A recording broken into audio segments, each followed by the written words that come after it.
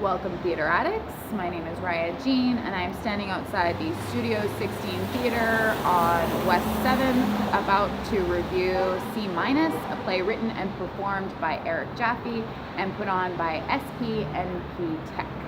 This is a play about life after college. It is apparently based off of 65 interviews that the playwright conducted with his former fraternity bros. So it's based on real life, and from what I read, this show has been around since at least 2016. It's a one-man show, and it is possibly dealing with the theme of, the futility of choosing a college major when you're in your early 20s, which is basically like being a child. So how can we decide our futures when we're 17, 18, graduating high school? That was certainly my reality, so I can relate. I'm wondering how, myself as a woman, how I'm going to relate to the story of these men, these fraternity bros. But in a sense, I was an English major, and I chose that major because I was interested in literature. I was good at writing. I was good at writing essays. So in a sense, I was also looking to have a good time when I was in university. So, that being said, the reviews for prior shows have been favorable, and I'm also a millennial person, so apparently millennials are concerned with having more free time and finding meaningful work. So I think that these are themes that are going to be relatable, at least I'm hoping. So let's go inside, let's check it out. This is Raya Jean here at the 2018 Vancouver Fringe Fest. I just saw C- by Eric Jaffe, and which is playing at the Studio 16 Theater up on West 7th, and I just walked down to Granville Island just to collect my thoughts. I had a chance to actually speak with Eric after the performance. It wasn't a sold-out show. It's a rainy Sunday, but there were definitely people that were trickling in, and it was a good-sized crowd. It was intimate. So as I mentioned in my before video, this show is a one-man show based on 65 interviews that the playwright conducted with former fraternity brothers. And admittedly, when he opened the show, he came out and he had this Southern American accent, and he was talking about going to college and taking psychology classes because that's where all the hot chicks were. And I was just like, oh my God, what have I gotten myself into? I was like, oh no.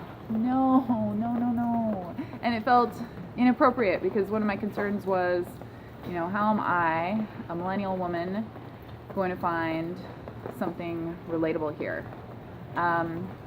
But then, spoiler alert, it turns out that that was one of the interviewees. And the Eric Jaffe character was, a middle-aged man, Jewish, I think he said, from New York, soft-spoken, likable, it turns out, and very relatable. I took a lot of notes. So I think that if you are a person of any age or gender who has struggled with career and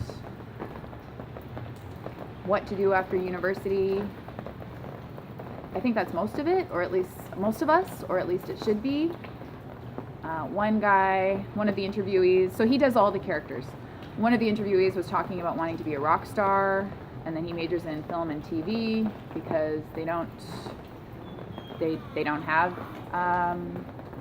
you can't major in being a rock star. I mean, I wanted to be Madonna.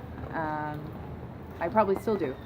But very few of us are like Madonna in that we know exactly what we want, and it turns out to be exactly the way that we imagined it, and we can create our destiny in that way. So I think most of us are Eric Jaffe types. And these experiences were my experiences.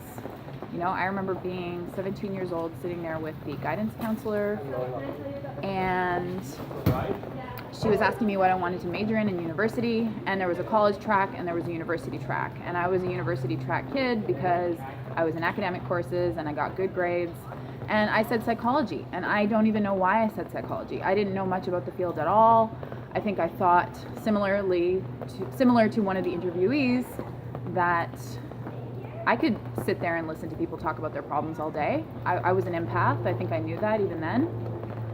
But then I got through 3 years of psychology, and I was just killing myself to get the grades, killing myself to make 80s.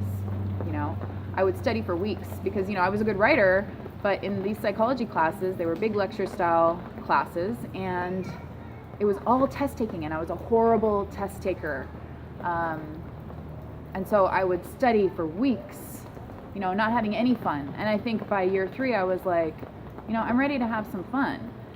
And so I toyed with the idea of doing social work. Didn't end up doing that. I ended up going with English, and I took creative writing classes, and I took literature classes because that's what was fun to me. And when I graduated, it was the same thing as, you know, these guys in the 80s in the C- play. It was the middle of a recession. It was 2008. I was in my hometown, and I couldn't find a job to save my life.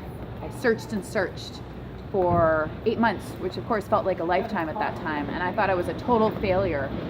And eventually I ended up finding a job at a bowling alley. That didn't last because I ended up moving out to Vancouver, and I found myself with a university degree, working for minimum wage, but at least I could find a job.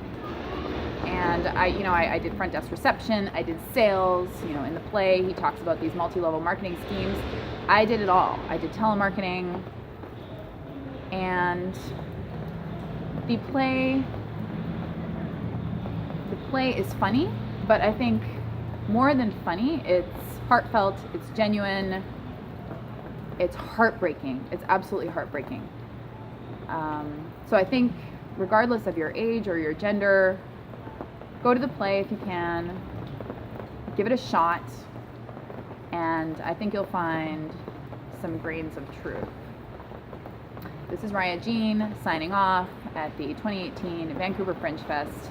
Please subscribe to the Theater Addicts YouTube channel. You'll see more of my videos. You'll see the other Theater Addicts videos. And we're really here as a guide to help you figure out what to see. Make sure to bring cash.